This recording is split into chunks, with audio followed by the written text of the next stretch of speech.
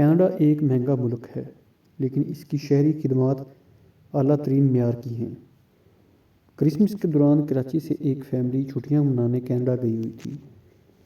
اس میں ایک جوڑا، ان کے 2 بچے اور اس شخص کا ماں باپ شامل تھا۔ ٹورنٹو میں 3 دن کے بعد انہوں نے مونٹریال جانے کے لیے ایک کار کرائے پر لی۔ ہائی وے 401 دنیا کی سب سے چوڑے حصے میں 18 لین گزرنے کے ساتھ فری وے بہت شاندار ہے۔ ایک 80 پلس کینیڈین خاتون ان کے پیچھے ایک کار میں محفوظ فاصلہ رکھے ہوئے تھی۔ بچے پچھلی سیٹ پر سے بار پیچھے دیکھ رہے تھے اور اکثر کینیڈین خاتون کو ہاتھ ہلاتے تھے، جو مسکرا کر جواب میں ہاتھ ہلاتی تھی۔ اچانک کینیڈین خاتون نے دیکھا کہ ایک بوڑھے کا سر پچھلی سیٹ کی کھڑکی سے باہر نکلا، اسے خون کی قے ہو رہی تھی۔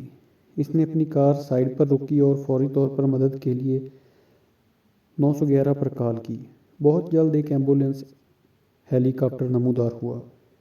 یہ 1 کلومیٹر آگے اترا، خاندان کو گاڑی روکنے کا اشارہ کیا اور کچھ ہی دیر میں تربیت یافتہ طبی عملہ بوڑھے کو ہیلی کاپٹر میں لے گیا، جو تقریباً ایک ICU تھا۔ آکسیجن کی سپلائی شروع ہو گئی، دل کی شرح اور دیگر پیرامیٹرز کی نگرانی کی گئی۔ ایک ماہر MD ہدایات فراہم کرنے کے لیے ٹورنٹو سے ویڈیو کال پر تھا۔ آدھے گھنٹے میں بوڑھے کو محفوظ اور دوبارہ سفر کے لیے فٹ قرار دیا گیا۔ کینیڈین خاتون کی فوری مدد اور بروقت کارروائی پر خراج تحسین۔ ان کی خدمات کے لیے اس آدمی سے $3500 وصول کیے گئے۔ ایک متوسط پاکستانی خاندان کے لیے یہ بہت پیسہ ہے۔ اس غیر معمولی مالی اخراجات کے ساتھ کراچی والا صدمے میں تھا۔